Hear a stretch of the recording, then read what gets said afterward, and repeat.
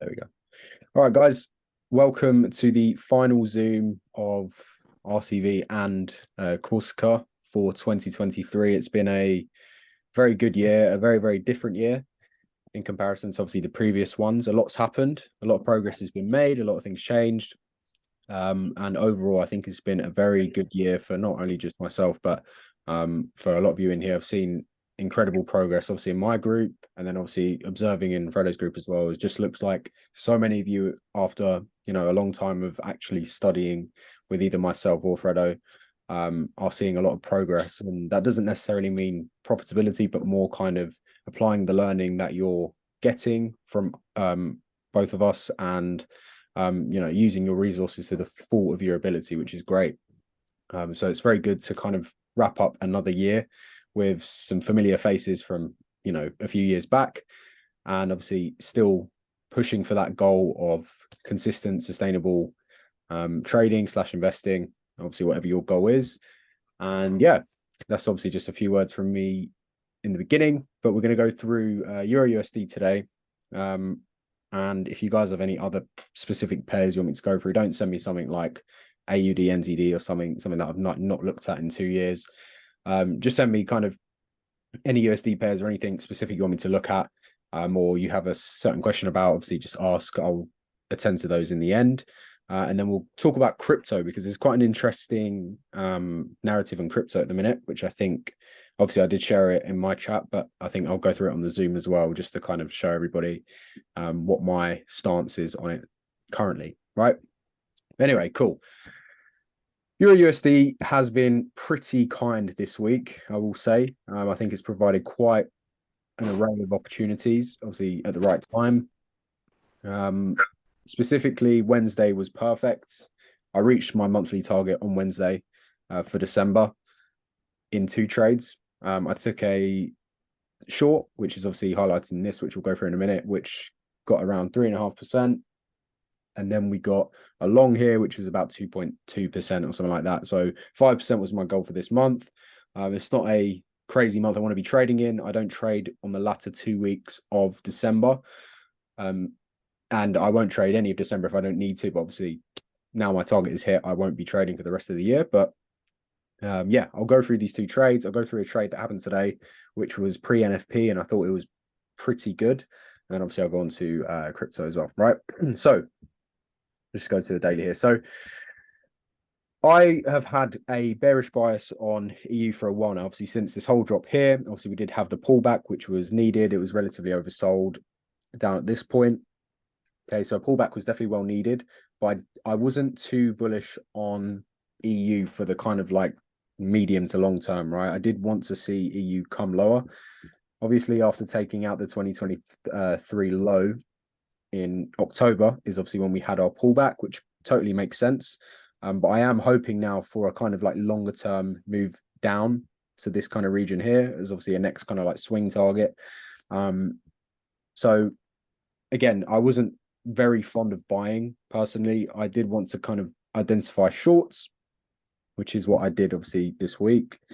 So just going over to EU now, obviously we have been falling for the past, I want to say, yeah, about the past like week and a half. I think we peaked, obviously last Tuesday, and obviously now coming into this week, Friday, we are trading at the lowest point since then, right? So my first trade was the short over here, right? And essentially, very simply, price was trading down, down, down. So obviously that is my bias. And I got to, sorry, just need to move my phone so it stops making noises. All right, there we go. See, price is trading down, down, down. So instantly, obviously, shorts are in mind. Just move price back there. Right now, I wanted to see at least this low here be taken before New York Open, right? That was my kind of intention, because I thought before a New York Open, we will see some form of liquidity grab, right? Something that occurs occasionally. It's not like something I live or die by. It's not necessarily something in my model, but it was something I wanted to see based on this trade setup. So I was watching price obviously just above this high. I wasn't at the chart beforehand. But the momentum coming up into here would have turned me off actually. So I'm just trying to tell you, if I was at the chart, say at this point, like here, for example, right? This does look appealing, I guess you could say. But you have to remember, obviously, the grab of the low and the momentum going high, it just isn't something crazily appealing. But, you know, I can understand why perhaps you'd make a mistake here and say perhaps selling at the SC here. Obviously, it's a valid SC, decent reaction, liquidity taken, potentially a mitigation of a POI within here, right? And then, yeah, obviously, like I said, the reaction as well. So fair enough. Obviously, if you took a loss on there, I don't know if anyone would have or if anyone would have taken that. But if you did, obviously, you can understand why you wouldn't take it. So price had obviously peaked above the high, right? And my trade was on the M1. Let me just bring this forward. So in my opinion, we failed to convert bullishly here. Obviously, price had pushed up, pushed down, pushed up, breaking this high. And then we slammed below the lows here. And price didn't have like an instant reaction coming up and breaking this high. So, you know, you could potentially say, oh, potential liquidity grab coming here and then going higher, but didn't do that. I took the trade at around 10 specifically, right? I think this was the exact time frame.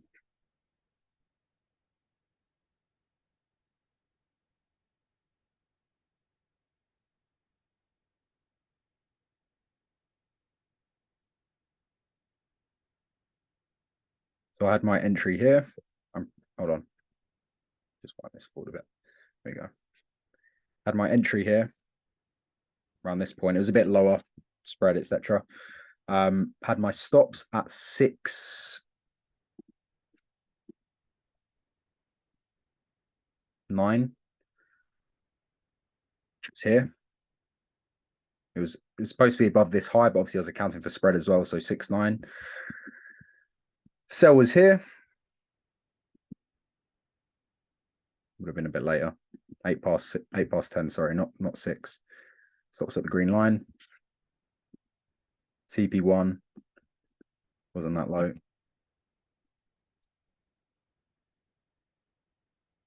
Was that this POI over here, right? So this is my first entry, right? Very quick, easy, 3.5%. Right, the 4-minute inefficiency here. There wasn't really, I don't think there was anything on any other time frame. But that was my entry, right? Looking at it on the 4-minute, price had obviously traded up, traded down, traded up, traded down. You could argue there is a opportunity to scale in here if you missed the entry, right? Because of this characteristic play here, right? You could argue that. Slightly aggressive in my opinion. I probably wouldn't have done that. But again, if you have profit to play with and, you know, you're well above your target and you're risking 1%, fair enough. But to me, a little bit risky. But that was my trade there. Take profit was at this point of interest. Over here. See, on a higher time frame, it would be a candle, right? But just for safety, obviously, I mean, being pedantic here, but that was the TP, right? So 3.5%, let's just call it. Price obviously trades down. I wasn't BE yet because this hadn't even broken. And even if this had broken, I would have moved my stop at this high until the next obviously important level would have been broken. If it was this low, broken, then this would have been break even. That's just my rules. But because this isn't a super significant point of structure, this isn't obviously massively significant, but in my opinion, it's more significant than this. So that's when I would have obviously gone at break even. And if you can hear an annoying dog barking, it's a dog next door. So I apologize for that. Right. Anyway, price comes down. Eventually hitting TP. Took about an hour and a half, let's call it. And obviously the scope was around a 6% or 6.5%, something like that. Oh no, a bit more actually. 10%. right? Then New York obviously opens. These lows taken. And then price shoots up afterwards. Right, I'm just going to go back. There we go. Right. So just a very classic, simple following trend, utilizing what you have in front of you with what in regards to what price is telling you. Obviously, this very short-term play here set up this trade in order for me to go short, right? Very simple stuff. And then a very obvious target here. Obviously, I wanted to play it safe. December for me is a short percentage month. Easy profit, 3%, right? 3.5%. After that, we had this play over here. Right, price had obviously pushed down. Let me get rid of this now. I don't need it. So high, low, high, low, high. Entry was here, right? And you got to just think of it from a perspective in the fact that price is taking out a low, equal lows if you like. Strong reaction, breaking the previous high. Potential liquidity grab there is a good bet to a good hypothesis to assume that is a liquidity grab. So this high hadn't even taken out this high here, so there was equal highs, I guess. And the entry was very simply, it was a very simple 2% entry here. All right. I mean, this doesn't really need much explaining. I know this isn't like a textbook candle, but oh my God, sorry. But the inefficiency here is good on the 4 minutes. So again, it's 4 minute play, 5 minute play, 2%. So 3.5%, 2%, 5% reached, bang, done. That's as simple as it needs to be, especially in December, right? I'm not going to repeat myself again because I know I always talk about, setting a realistic percentage per month, but that is it, right? I don't know if anyone has any questions on that, but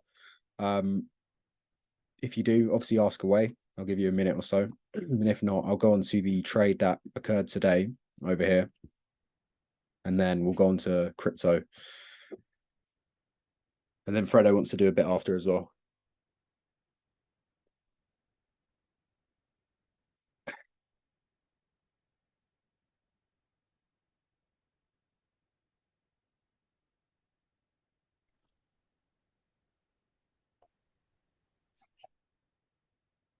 All good.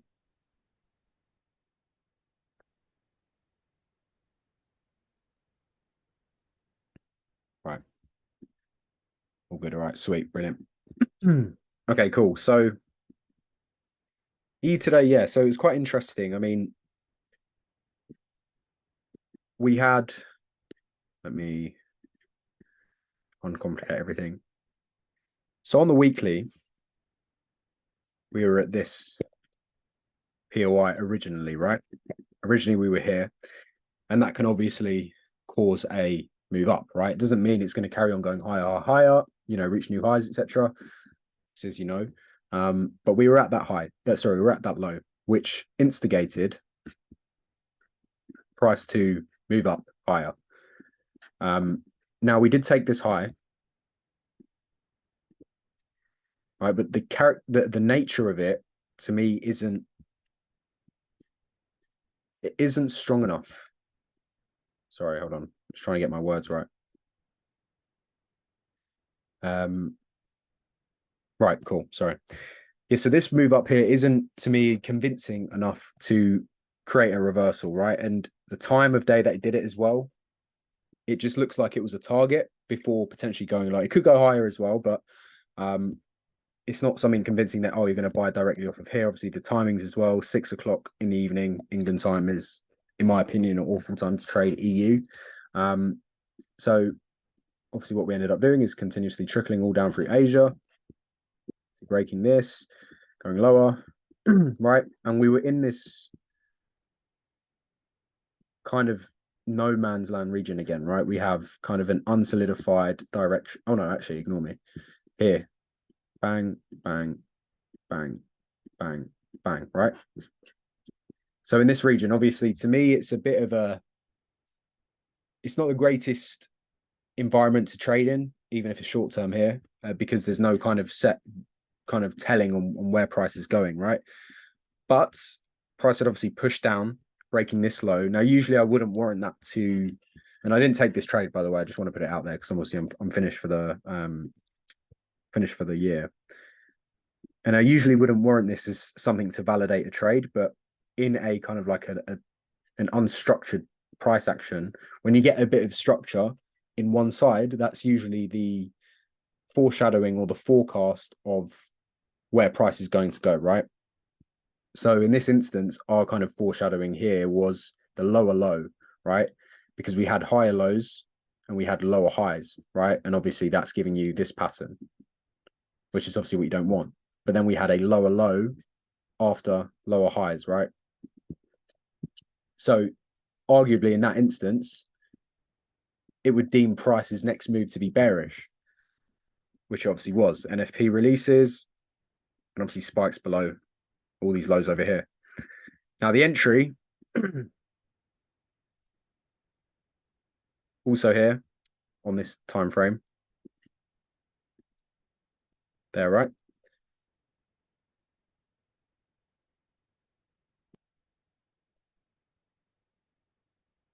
I had a few DMs from the guys in the other group as well, saying that they noticed I enter off of inefficiencies quite more often than not. Is that not something you guys do in Fredo's group?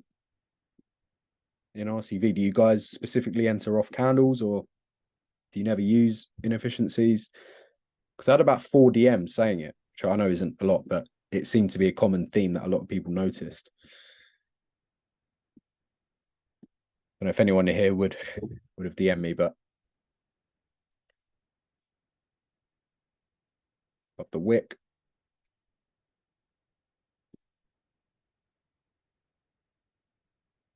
Low, 5% again. Perfect. It's all you need for December, honestly. Inefficiencies are common entries, I would say. Yeah, I guess so. I mean, I feel like, yeah, you're 100% right in the fact that they are probably more common. There's more inefficiencies than you'd see a proper SC. I use an Fs, yeah. Oh, it's interesting then. Maybe it was just that select few, but I just noticed it was a thing. I don't know. Obviously, I do use SCs as well, but I don't know. INFs do provide a nice entry if there's no SC, obviously, right? Anyway, so yeah, that's it for. That's it for my EU. Is there anything else specific somebody wants me to go through? If not, then I'll go on to crypto and I'll tell you my little story / theory about it. Give you guys another minute or so.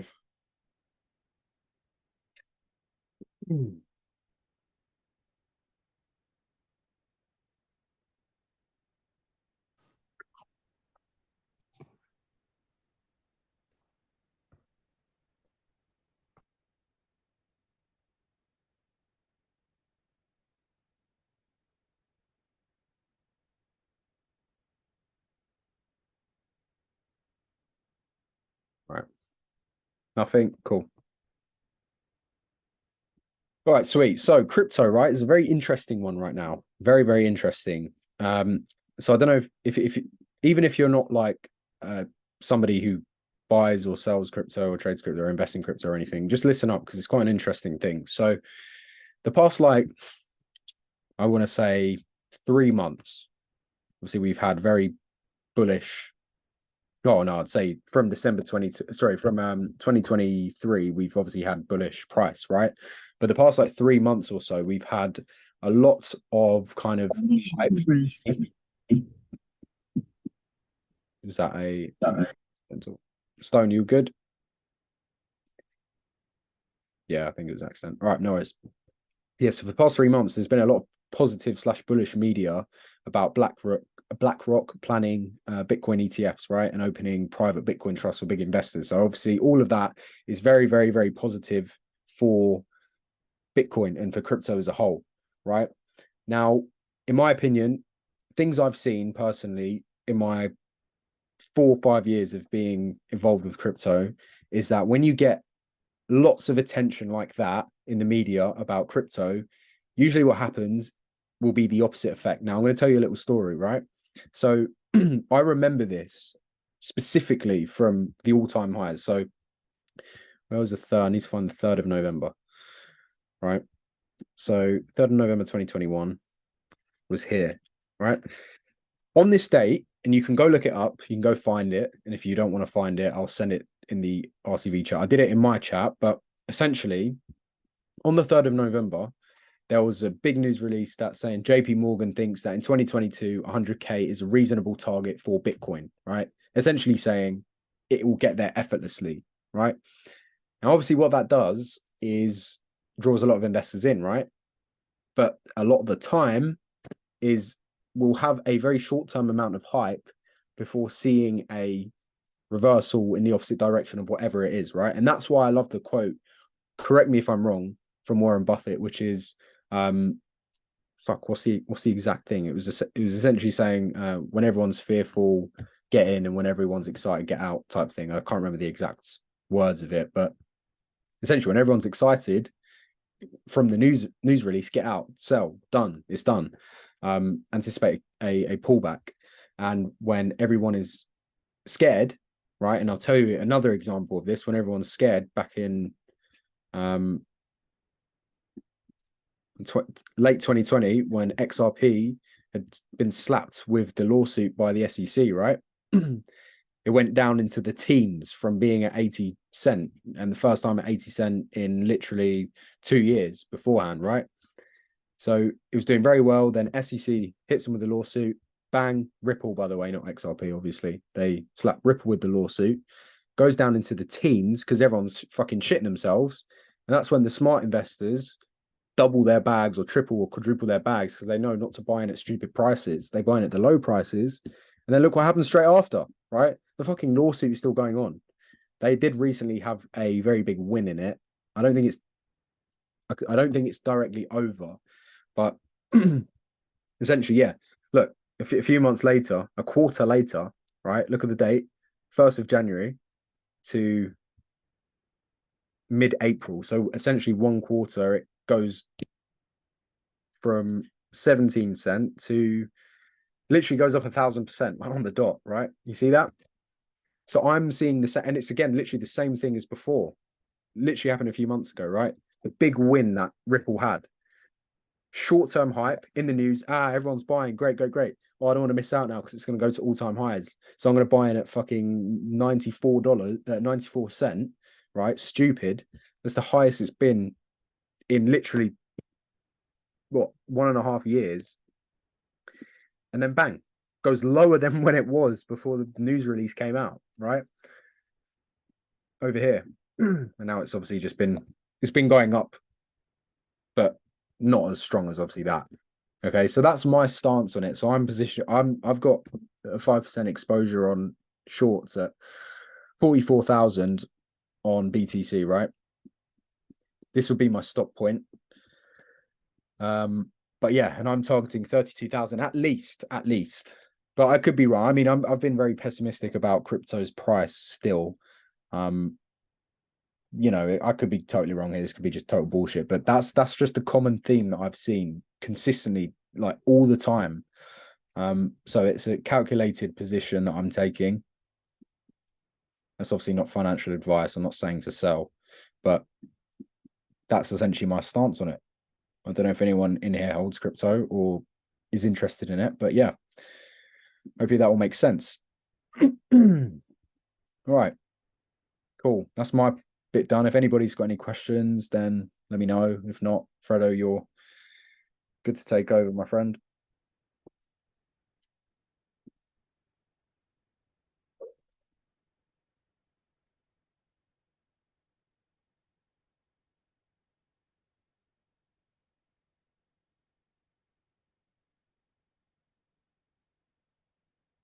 All good, mate. No worries.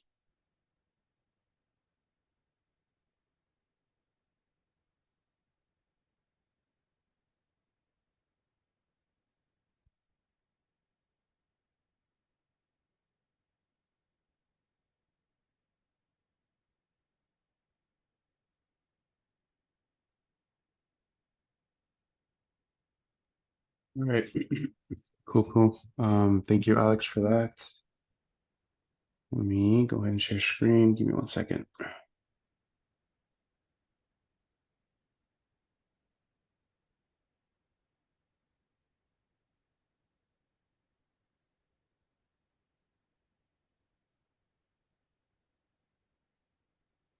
Cool. Can everybody see my screen?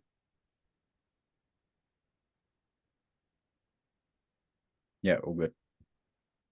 Cool. All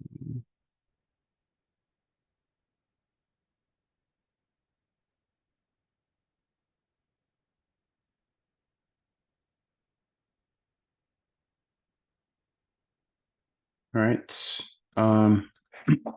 Cool. Go ahead and go through my last trades for the year. 3 trades were recorded, I believe, over the span of Wednesday. I believe it was just Wednesday. I didn't trade yesterday. I didn't trade today.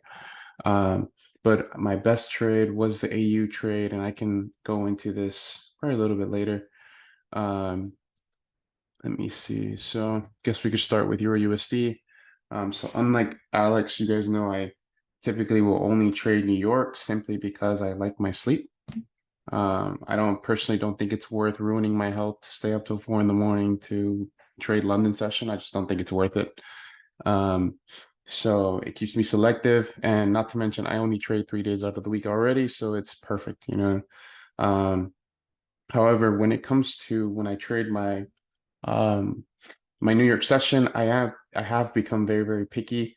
Right, you guys know I'm very big on continuations over reversals. And I actually didn't necessarily break that rule, but if I am to take a reversal, at least from the internal standpoint, it has to be justified.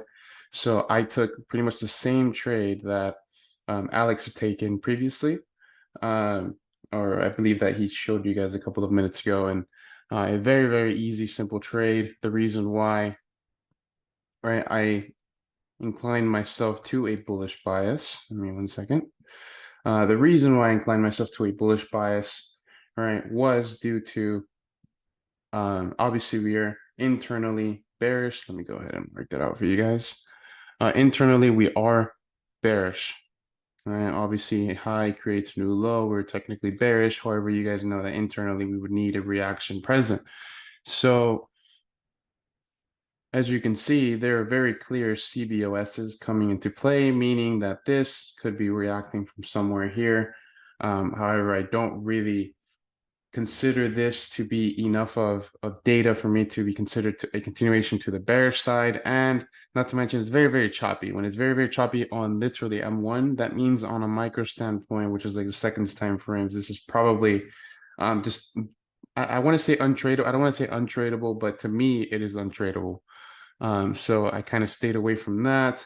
Not to mention, right, after this, technically we could consider a type of SD. Once we come into the upside, we do the exact same thing.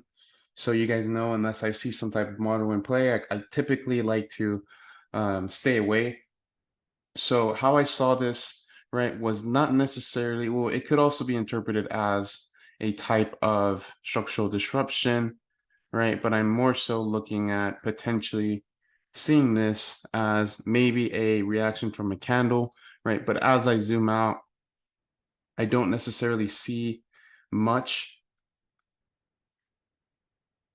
I don't necessarily see much, right? So when it comes to mitigations present here, the only thing I can argue is technically the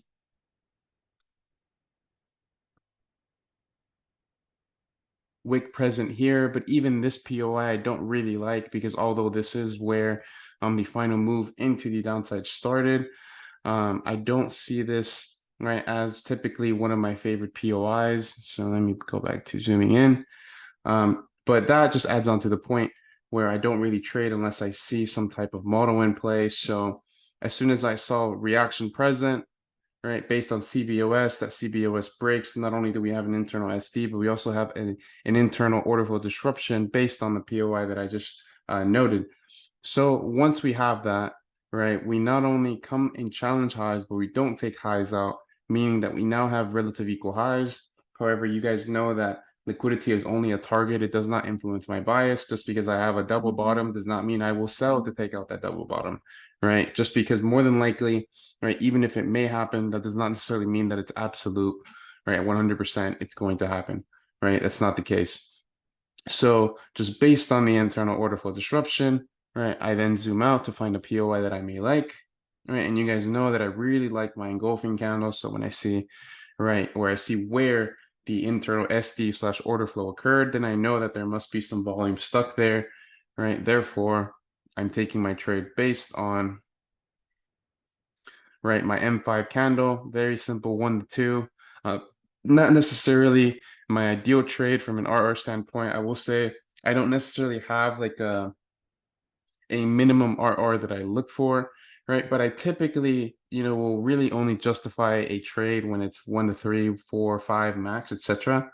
But because that wasn't the case, I said, you know what, it is what it is. This is what's going to give me, and I'm just going to take it. So a 1 to 2 in a span of, a 1 to 2 in a span of 16 minutes. Not bad, in my opinion, not bad. Worth the time if I'm being honest. All right, but however, I only looked for the immediate target, right? So as you guys know, if I'm looking at a scalp model, then I'm looking for a minor intraday target, only for the reason, right, that I don't know what can happen after the liquidity is taken, right? I could either come back and get hit at break even, or it could obviously continue, right? But as you guys have seen over the past couple of months, most of the trades that I've taken almost always come back to break even. So my adjustment for that was that I'm only looking for the initial external target, right? And by that, I mean scalp model, minor intraday target, minor intraday model, major intraday target, right? So here we have a scalp model, minor intraday target, right? However, if I was to zoom out even more beyond that, then really there is no more target. Why? Because we remember that we are still externally bullish. So as you guys know, this is something I've talked about over the years, and this is actually one of Dom's models, if you guys know him from the RCV chat. Right? Typically, Dom likes to take a CBO or acknowledge a CBOS, the CBOS, right, then gives a transition, and then you give a new impulse to the downside, right? Meaning that just because you have a CBOS does not mean that you will find a reversal. If anything, you will just find a re-entry for the continuation, and that's why we focus on those continuations, right? So once I'm starting to see, right, my my TP gets hit, and then that TP comes back and breaks through my position, right? What does that mean? That means that now, right, I have not only taken liquidity, 1 second. Right, I've not only taken liquidity, right, but I now have an internal liquidity grab continuation based on the external, right? And what do I mean by that? Well, as I acknowledged before, we are technically bearish, from the external standpoint, right? We know that this is bearish. So realistically, from the medium to longer term, I should be looking for a continuation to the downside, which is what I was looking for after the liquidity grab continuation.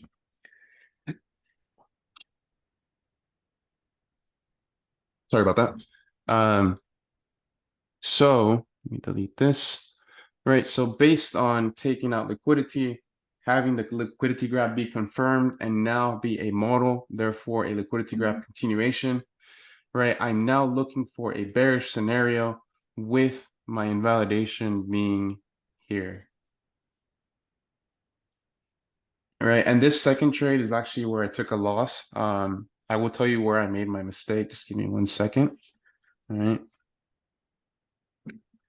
All right, so my invalidation for the newly formed bearish bias is now here, right? However, we do not have a fully confirmed order flow disruption yet, which is also another mistake that I made, right? Technically, this POI is still in play, although the external bias is technically bearish, meaning that just because I take a sell position, right, unless that SL is at the invalidation, then realistically, it does not make sense for this to continue higher, right? Or only if my SL is met.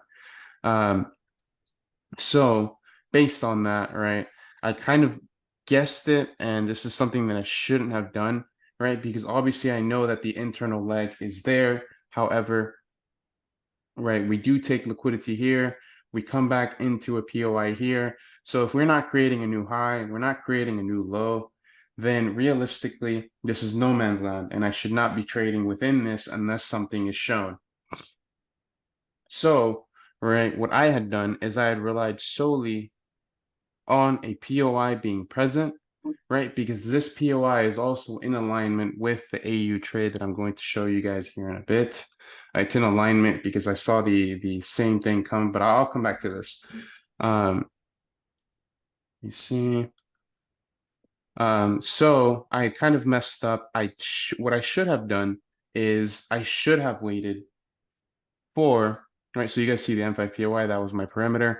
What I should have done was I should have waited for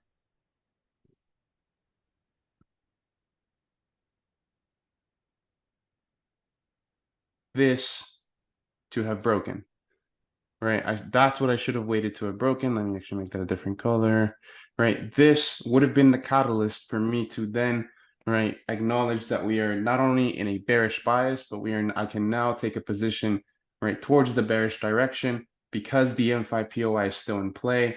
Not to mention internally, there is a POI here and there is a reaction confirmed, CBOS, right? So if this line was to break, then I now have internal order flow disruption, right? Plus, right, if we then break through the POI, then I now have the full-on order flow disruption.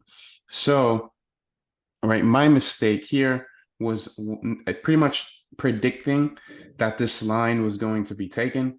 But what I also could have done to prevent that, right, is match the SL with the invalidation, right? And this was just pretty much the greedy in me that I kind of wanted to keep the SL pretty much at half, because if we look at this POI, I believe is 5-6 pips.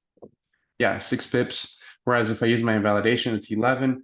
But honestly, it's just 100% greed. And this is not how I would want you guys to go about this position. So in hindsight, if I was to have taken this position without the orange line to be taken, then my SL should have been at the high here. But it is what it is. It happens. Right, this was technically the loss, and I was aiming for the first immediate level of structure, which was that. Right, and it actually went on even more than that, but we'll come back to that. So what I really should have done as well is I kind of should have just discarded this opportunity, period, because if I was to follow the rules, then, right, the SL would have been, right, 10 pips, and I went to 1 of 2. So this is actually very similar to a trade scenario that I've taken before where I was very conservative, right? And so now what had occurred was, right, we swept the high, we came down, we now have an LG continuation, we now have order flow disruption here, we now have order flow disruption here. So we have 3 different models in play, right? And in case you guys don't know what I'm referring to with the LG continuation is here, right? We swept the high, we swept the low after that. So we have a liquidity grab, but it's in alignment with the external bias that we just talked about. So we have that, and then we also just took out, right, the order flow. We created the order flow disruption, sorry, based on the POI from the buy that I took earlier, right? So my scenario should have been technically here. Sorry, here. Right, and because I already have the models in support here, I am much more comfortable with taking a tighter SL rather than the invalidation, which would have been here. But I am now a lot more confident because I have the LG continuation in play, I have the order flow disruption in play, and I have the other external order flow disruption in play, and I would still aim for the same target, right? So not only would I have been a bit more patient, but I would have gotten a higher RR, and it would have been a way more efficient trade because I'm now looking at, you know, rather than a 1 to 2,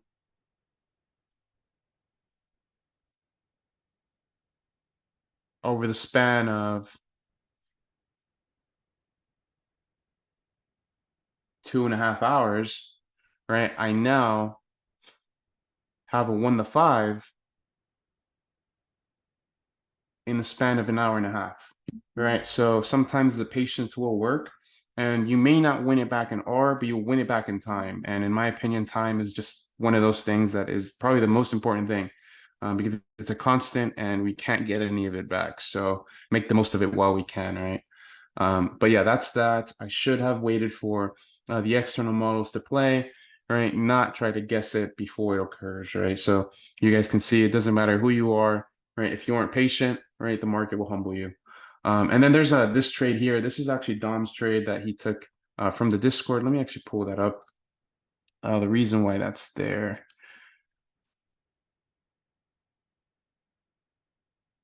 And yeah, so pretty much what we were talking about here.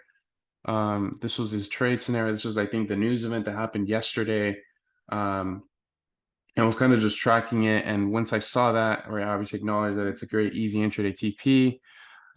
But I was saying that 1.05 is 1.0805 is reasonable, right? Solely because, let me go back to the chart.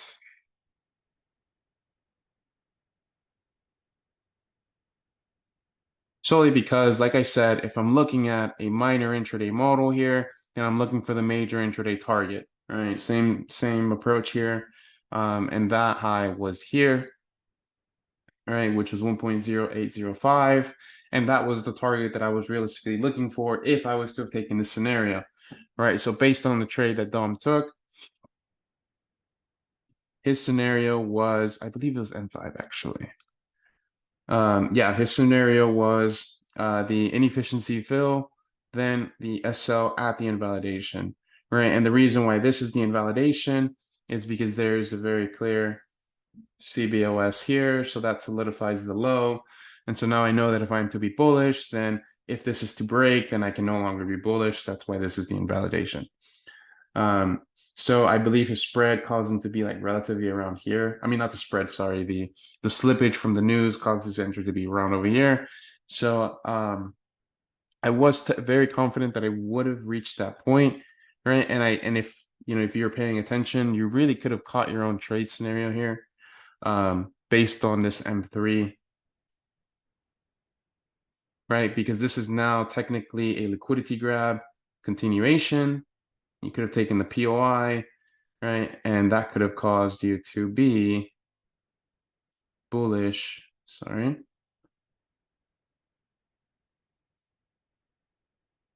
Bullish there, and that would have been an easy one too. Right? Probably would have taken like an hour or two. 3 hours. So not bad. But that's just kind of, I was just kind of just tracking his trade, and just seeing if it would hit target, and it did end up hitting target. So good for him, Now to AU, this is kind of my trade of the week. My trade of the week here. This is actually what I was looking for on Thursday. Didn't get it. Oh well. Once my green line was hit, then my POI was invalidated. So that was what I was looking for on Thursday, and I didn't get it. However, all right, when it comes to this is kind of exactly what I was talking about with the Dom model, where you see a trending market, you see CBOS, and then you see an impulse to the original direction. That's exactly what happened here. You see a trending market, right? You see a CBOS, and then you see an impulse lower, based pretty much to the T. And this is a model that he created, and I kind of just adapted some bits of it. I kind of just keep it in the back of my mind, just because he used to trade against me sometimes a couple of years ago, and it would work out, so it would piss me off, right? So I would adapt some things of it. So very, very interesting there. Let me delete this. All right. So, all right, what caused the alignment for me internally, right, was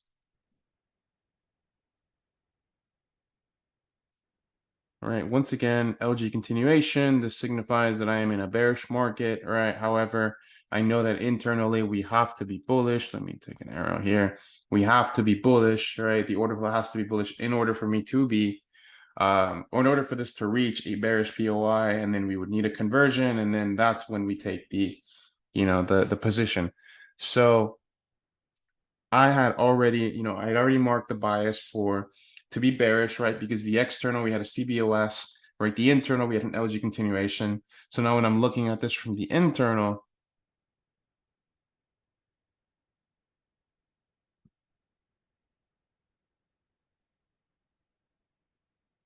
right? What I was looking at is internal bullish structure. Internal bullish structure, we have a CBOS, and I actually took the high risk POI this time. And the reason why I consider this a high risk POI is because there is a CBOS, right? And although the scalp technically, right, is still bullish, in order for us to even reach the scalp bearish POI, then I would need the micro, right, the seconds time frames to give me bullish movement up to the upside, right? So, excuse me, the reason why I took the high risk POI, excuse me, the reason why I took the high risk POI was because if I am to take the high risk POI, then the only way I can justify it is if my SL is my invalidation point. And my invalidation point became that because of the CBOS. So although the internal structure is still bullish, right, this also causes the inverse, right, which is the alignment of the external to the other external to now a conversion from bullish to bearish here. So I took my position based on the M2 candle here. I believe this trade right around 9:15. And I could have been a bit more patient, right? Let me actually show you guys I could have been a bit more patient. All right, I could have waited for, right, the POI to be present, right? I could have waited for the LG continuation, right, to be in alignment here, right? And if that is in alignment, then brother, this is a bet the house kind of trade. Why? Because I have my external aligned with the other external, and I now have the internal be in alignment with those externals. So as long as my invalidation is my SL within these internal perimeters, then this is as high of a probability as it's going to get. Does not get higher probability than this because you have everything in alignment. You have the transitions present. You just now need to find your entry. So let me get back to, I obviously don't mean bet the house literally though, by the way. But yeah, this would have been my perimeter here. And let me actually extend this. All right, so that would have wicked in, right? The invalidation technically would have been here. So we're looking at,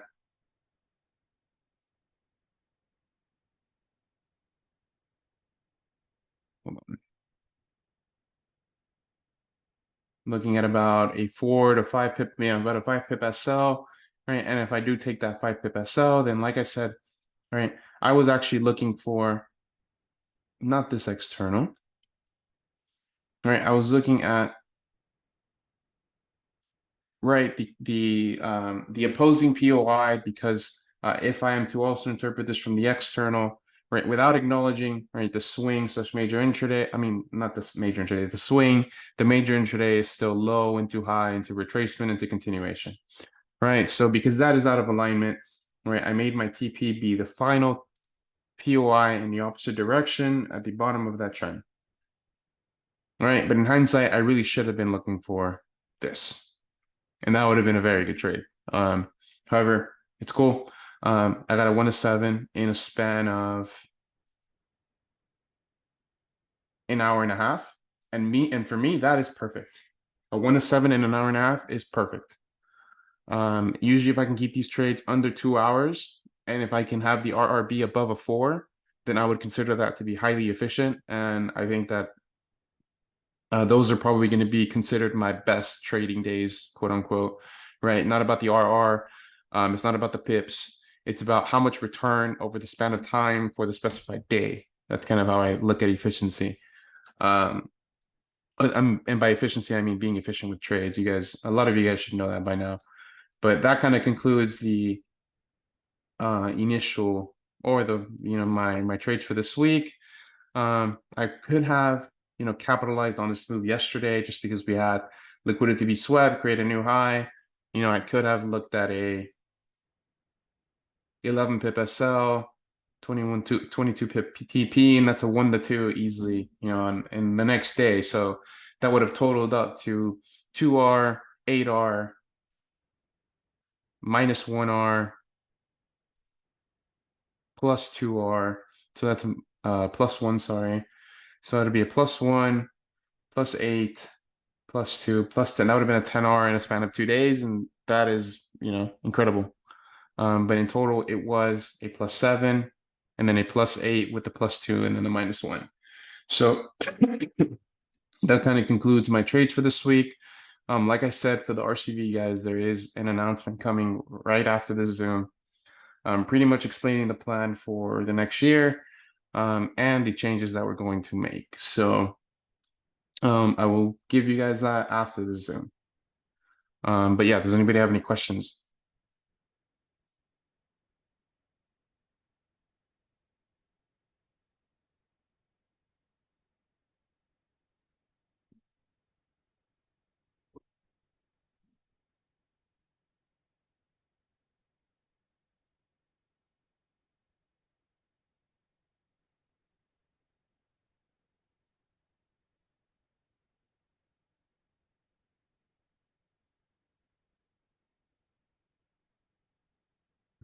Cool. Any questions, guys?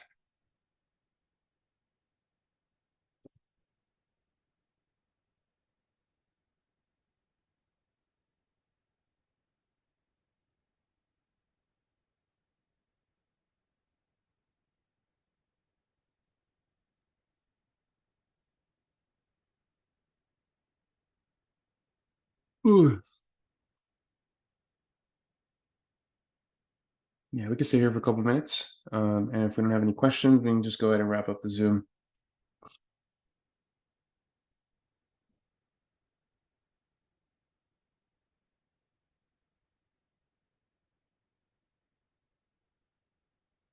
Oh, good. Cool. Good to see you on Zooms, Andre.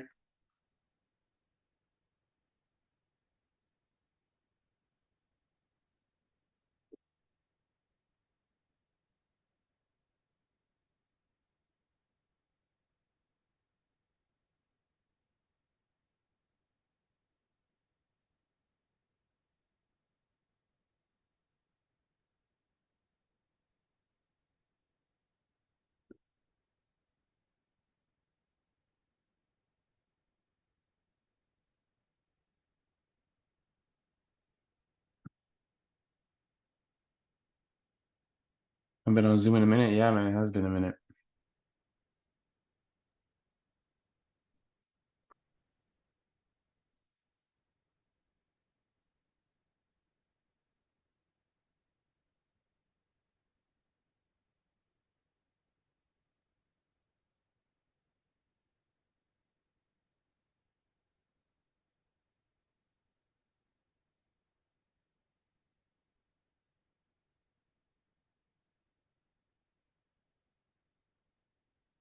Yeah, man, no worries. Cool. So no questions, guys? Also, I will say, if you have never traded December before, trade it, but don't do it live. Trust me. Right, I got burned a couple of years ago, and ever since then, I've been super, super hesitant. Right, so like for me, non-negotiable is like probably after like December 10th, I'm done for the year. Like there is no exceptions. Why? Because I don't want to ruin my psychology over a couple of missed trades that just didn't make sense because the environments weren't there. Right, if you have a low liquidity environment during the month of December and you start seeing, the models not technically work, then, I don't want that to ruin your trading style, and I don't want that to, transfer with you for the next year, and then it'll ruin Q1, and then that'll, snowball into Q2, Q3, Q4 next year. So I just don't want that. Less is more. Take the time off, right? Go study, back test, do something that isn't live trading during the month of December. Fredo, I was going to say, I start trading on the second week of January. If it's obviously if it's like the 8th plus. What about you? Yeah, let me see. I am back to I'm gonna start doing Zooms again, I believe. The Zooms will resume. Give me 1 second. January 19th. Makes sense. Sounds good.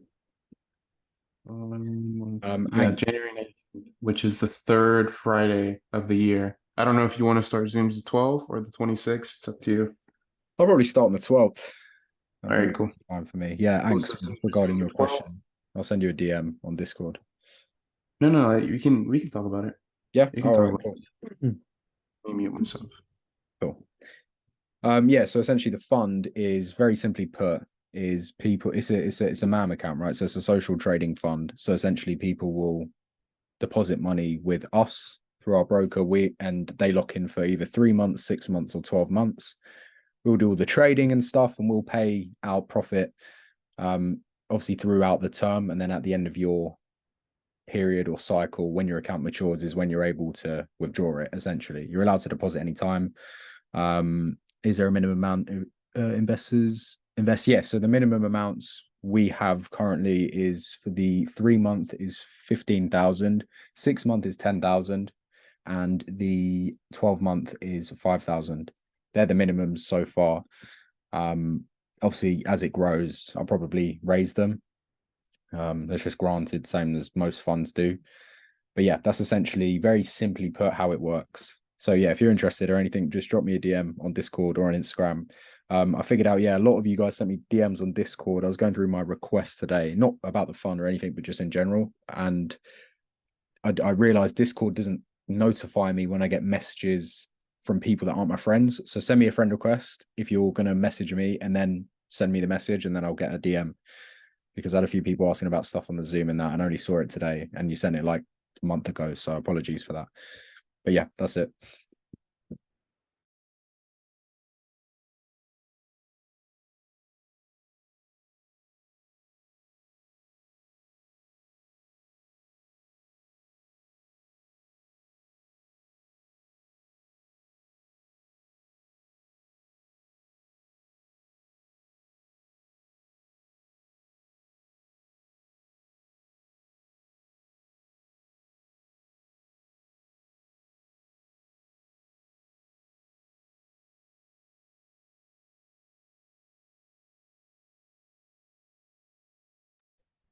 Would I say crowdfunding is easier than formally raising money from?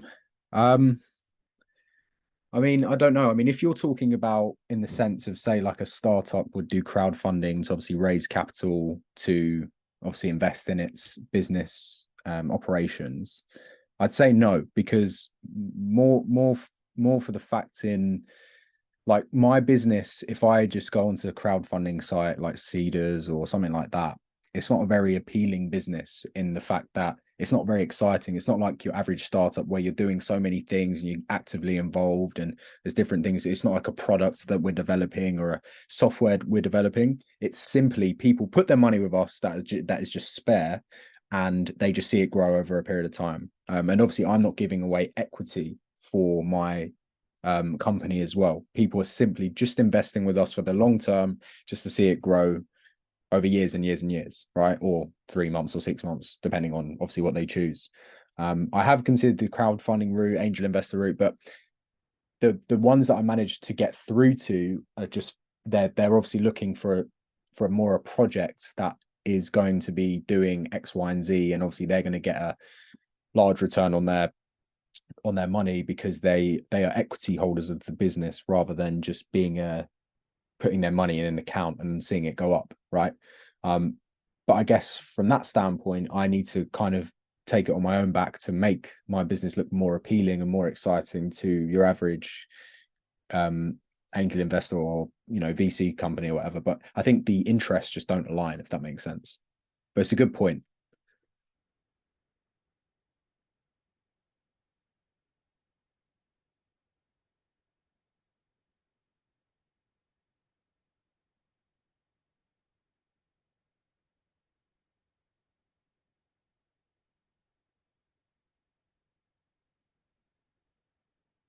Yeah, I mean, if anyone has any tips on how to, increase clients coming in, because I'm always happy to take clients in, give me a message. And if you know anybody, like if you're not ready to do it yourself, but you know people that are active investors, and obviously we can sort something out commission wise.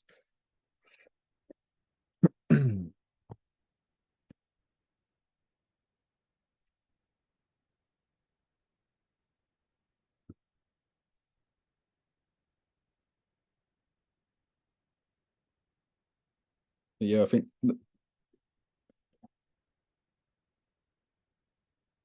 hypothetically speaking, if the fund is down and people pull money out, how does that affect the performance and psychology of the trader? Well, touch wood, that hasn't happened yet. No worries, my friend. Touch wood, that hasn't happened yet. But I can. The thing is, the what do you call it? The parameters we have in place is from your initial deposit. If there's a realized 5% drawdown, you get the option to end your cycle early. Obviously, it hasn't happened yet, touch wood. It's been consistent. And obviously we operate on a capped return basis, right? So what that means is for a 12-month client, which is obviously the longest term you can pick, we offer a capped return of 3.5% per month.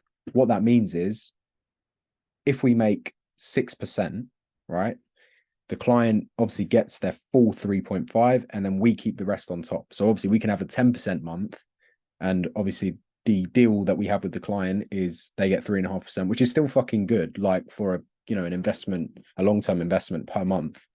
But obviously then we'd keep the rest on top. But what's good with that is that if we have a fucking amazing month, then in the case that perhaps a month wasn't as good as to reach the target, say we only make 1%, we can use our reserves from our profit to ensure that the client is paid. Because the way with the fund, like I don't know if anyone's goal here is to actually start their own fund, but essentially the main thing you always need to keep in mind is the clients need to be happy, and even if that means sacrificing some of the company's profit to keep the clients happy, and it's fine. Again, touch wood, thankfully that hasn't happened, but it's always there. It's good to have reserves in any business, really, like emergency funds, just in case anything happens. But yeah, obviously only take the jump when you're ready.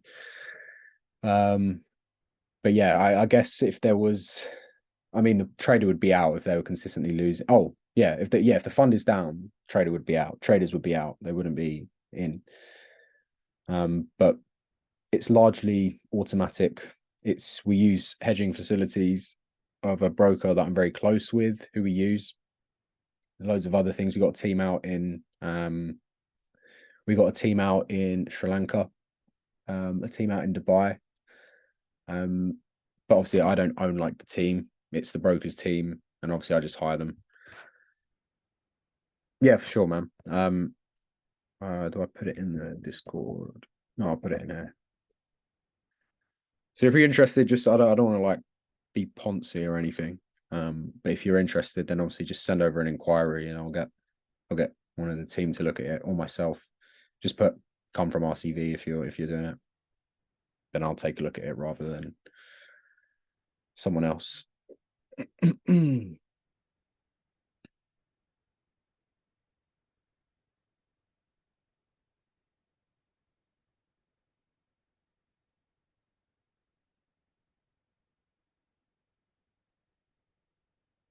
But yeah, I think that's it from me.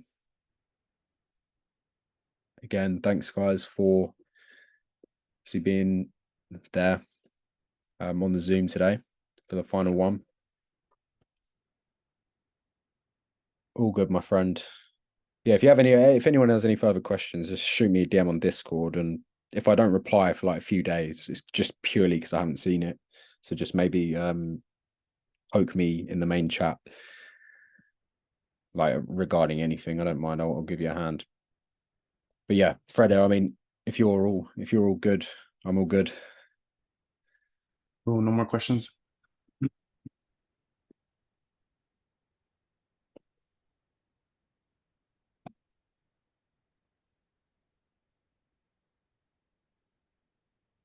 No more questions, guys.